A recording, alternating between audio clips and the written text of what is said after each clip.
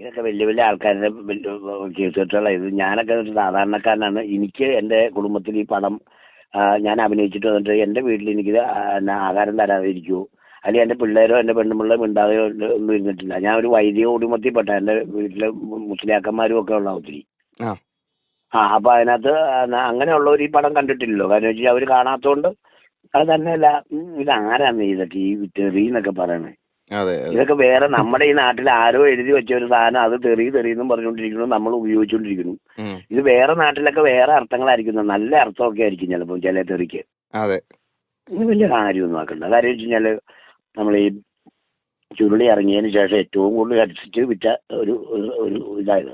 അതെ അതെ തീർച്ചയായും. ഹെഡ്സെറ്റ് വിട്ട ഒരു ചിത്രമാണ്. അപ്പം അതിനകത്ത് എല്ലാവരും കണ്ടെന്നേ, ചെറിയ പിള്ളേര് തൊട്ട് എല്ലാവരും കണ്ടു കഴിഞ്ഞിട്ട്. അത് തന്നെയല്ല, ഈ ചുരുളി ഇറങ്ങിക്കഴിഞ്ഞതിന് ശേഷം കുറെ ചാനലിൽ കൂടെ, മറ്റേ യൂട്യൂബ് ചാനലിൽ കൂടെ ഒക്കെ പല സാധനങ്ങൾ വന്നില്ലേ. ഈ പന്ത് കളിച്ചുകൊണ്ടിരിക്കുന്ന 5ലും 6ലും ഒക്കെ പഠിക്കുന്ന പിള്ളേര്, നമ്മൾ അതിനകത്ത് പറഞ്ഞേക്കാളും വലിയ അക്രമത്തൊരു പറഞ്ഞുകൊണ്ടുള്ള സംഭവം കണ്ടില്ലേ?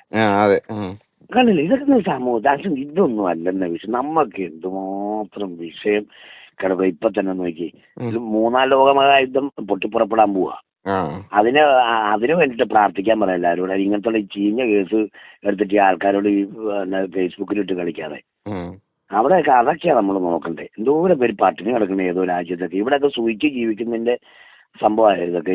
ഈ അയലോടിയിലൂടെ ഒക്കെ പറിച്ചിലും പിടിച്ചിട്ടും. അതായത് അയ്യോ ഇതൊന്നും അല്ല. അതൊക്കെ നമുക്ക് ഒത്തിരി കാര്യങ്ങൾ വേറെ ഉണ്ട് മോനെ.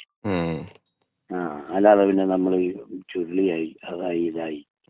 ഈ ചുരുളി എന്ന് പറയുന്ന സിനിമയിലേക്ക് ലിജോസ് പെല്ലിശ്ശേരി എന്ന് പറഞ്ഞൊരു ഡയറക്ടർ വിളിച്ചപ്പം ജാഫ്രിക്കാന്റെ ഏറ്റവും വലിയ സന്തോഷം എന്ന് പറയുന്നത് ലിജോസ് പെല്ലിശ്ശേരി എന്ന് പറഞ്ഞൊരു ക്രാഫ്റ്റ്മാനോടൊപ്പം വർക്ക് ചെയ്യാവുന്നതായിരുന്നു.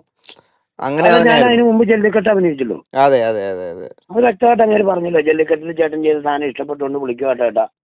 ഞാൻ താമസിച്ചെന്നേന്. ഞാൻ താമസിച്ചാ ഷൂട്ടിങ് ചെന്ന്. മിസ്റ്റിൽ എന്തോ രാവിലെ വെളുപ്പിന് എടുക്കാനായിട്ട് ചെന്നപ്പം ഞാൻ അകലേന്ന് വന്നിട്ട് ഉറങ്ങിപ്പോയി. ഞാൻ അവരുടെ മിസ്റ്റ് പോയി കഴിഞ്ഞിട്ട് അവരൊരു 6:30 അങ്ങാണ്ട് ഷൂട്ട് വെച്ചു.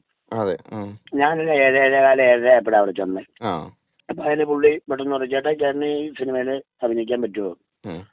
അപ്പം ചേട്ടനെ പറയാറുണ്ടെങ്കിൽ എനിക്ക് വേറെ ആരെങ്കിലും വെച്ച് ചെയ്യാറുണ്ട്. ഫസ്റ്റ് ഡയലോഗ് അതായിരുന്നു. കാരണം എന്നിട്ട് പുള്ളി പറഞ്ഞു, ജല്ലിക്കെട്ടിൽ അഭിനയിച്ചത് കൊള്ളാം, നല്ല തോന്നിയിട്ട് വിളിച്ചാട്ടോ എന്നും പറഞ്ഞ് അതൊരു ഡയലോഗ് പറഞ്ഞു. അപ്പൊ ഞാൻ പ്രേക്ഷകർക്കും ഒരുപാട് ഇഷ്ടപ്പെട്ട ആ സിംഗിൾ ഷോട്ട്, ജല്ലിക്കെട്ടിലെ സിംഗിൾ ഷോട്ടൊക്കെ ഒരുപാട് ആളുകൾ. ഞാൻ ഈ പറഞ്ഞ റൂട്ട് മോന് മനസ്സിലായില്ല. ജല്ലിക്കെട്ടിലെ 3 മിനിറ്റുള്ള ഷോട്ടിന്റെ കാര്യം അല്ല പ്രശ്നം.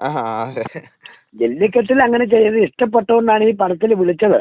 മനസ്സിലായി. അപ്പൊ ഞാൻ ചെന്നപ്പോ പറയുവാണ്, അതുകൊണ്ട് വിളിച്ച ചേട്ടാ ചേട്ടൻ, ഞാൻ ഒരു സംഭവം ഇവിടെ വെച്ചേക്കുമായിരുന്നു, മറ്റേ ഈ മിസ്റ്റിൽ എടുക്കാനുണ്ടാവും താമസിച്ചോ, ചേട്ടന് പറ്റുമോ ചെയ്യാൻ, ബുദ്ധിമുട്ടുണ്ടെങ്കിൽ പറഞ്ഞുതരാം എന്ന് തുറന്ന് എന്നോട് പറഞ്ഞു പുള്ളി. അപ്പൊ ഞാൻ തിരിച്ചങ്ങോട്ട് പറഞ്ഞു, സാറേ ഞാനല്ലാതെ പിന്നെ സാറേ ഞാൻ വന്നിട്ട് പിന്നെ അഭിനയിക്കാന്ന് പറയാൻ ശരിയാവും, ഞാൻ അഭിനയിക്കും സാറേ എന്നും പറഞ്ഞിട്ട് ആ പുള്ളി അവിടെ വെച്ച് എന്നോട് അതും പറഞ്ഞു ഒന്ന് ഇങ്ങോട്ട് പോക്കും അങ്ങോട്ട്. ആ ഫസ്റ്റ് ഷോട്ട് ആന കപ്പ മേടിക്കാൻ പോണ ആ ഷോട്ട് പോണതെന്ന് പറഞ്ഞാൽ അന്നേരം ആ വഴി വെച്ച് പറഞ്ഞു തന്ന അതിനെ സ്ക്രിപ്റ്റും കൊണ്ട് പറയുന്ന ആള് നടക്കണമൊന്നുമില്ല. അങ്ങനെ പറഞ്ഞു തരുന്ന സാധനം അഭിനയിക്കുന്നു. ഞാൻ അഭിനയിച്ചു. ഞാൻ അതുകൊണ്ട് അരി മേടിച്ചു. എന്റെ മക്കള് പിന്നെ ഭാര്യയൊക്കെ അതിന് വെച്ചിട്ട് എന്നെ നിങ്ങൾ എന്തിനാ അങ്ങനത്തുള്ള പടത്തിന് പോയി നിങ്ങളെ പടത്തിന് വേണ്ടി എന്റെ തൊഴിൽ തന്നെ. പിന്നെ ഒരു കാർപ്പൻറ്ററെ വിളിച്ചു കഴിഞ്ഞാൽ കട്ടില് മാത്രം പൂട്ടണ കാർപ്പൻറ്റർ ഉണ്ടോ? കട്ടിലും പൂട്ടണം, സ്റ്റൂളും പൂട്ടണം, കൊരണ്ടിപ്പലയും പൂട്ടണം, ചിരവ ഉണ്ടാക്കണം, എല്ലാ സാധനങ്ങളും മരവും കൊണ്ട് എല്ലാം ഉണ്ടാക്കുന്ന ഒരാളാണ് ഒരു വിശ്വകർമ്മയിൽപ്പെട്ട ഒരു കാർപ്പൻറ്റർ എന്ന് പറയുന്ന ആള്. ഒരു വിശ്വകർമ്മയാ, അതായത് കൊത്തിവെക്കുന്നവരാ, ഒരു ഉഗ്രം ടീമുകളാ. അപ്പൊ അത് അവര് ചെയ്യണം. അല്ലാതെ ഞാൻ കട്ടില് മാത്രം ഉണ്ടാക്കുള്ളൂ എന്നും പറഞ്ഞൊരു കാർപ്പൻറ്റർ നടക്കൂ. തീർച്ചയായും. അങ്ങനെ ഒരു സ്പെഷ്യൽ അത്രേ ഉള്ളൂ. എല്ലാം ചെയ്യണമെന്ന് വിമർശനമൊക്കെ വരും മോനെ. ഞാൻ പറയുകയാണെങ്കിൽ വിമർശിക്കുന്ന സമയത്ത് നമ്മൾ കുറെ പുറകോട്ടൊന്നും നോക്കിക്കുക.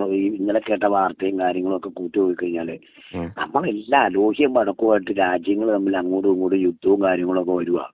ഉള്ള കാലം നല്ലതും ചെയ്ത് എവിടെ നിന്ന് പണിയെടുത്ത് കാശുണ്ടാക്കി പിള്ളേർക്ക് അരിയും മേടിച്ചു കൊടുത്ത് ഒതുങ്ങി അങ്ങ് ജീവിച്ചാൽ മതി. അങ്ങനെ ജീവിക്കുവാണെങ്കിൽ നമുക്ക് ജീവിക്കാം. അല്ലെങ്കിൽ ഉള്ള ജീവിതമൊക്കെ ആർട്ടിഫിഷ്യൽ ജീവിതമാണ്. ഇതൊക്കെ ചിന്തിക്കണം.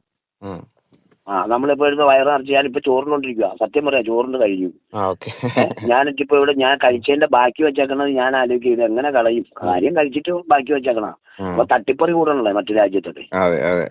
തട്ടിപ്പറി കൂടുക. അപ്പൊ അതാ വേസ്റ്റ് വരെ കളയാൻ എനിക്ക് മടിയാ. അപ്പൊ എന്റെ എളിയ ഒരു ഇതിനാന്ന് പറയാം, നിങ്ങളത് എവിടെയെങ്കിലും എഴുതുവോ ഓടിക്കുകയോ ചെയ്യുവാണെങ്കിൽ അത് കട്ട് ചെയ്ത് നല്ല ഭാഗങ്ങൾ ഇടണം, അല്ലാതെ എന്നെ ചിറ്റിക്കാനുള്ള സാധനം ഇല്ല ഇല്ല ഇല്ല ഇല്ല ഇല്ല ഇല്ല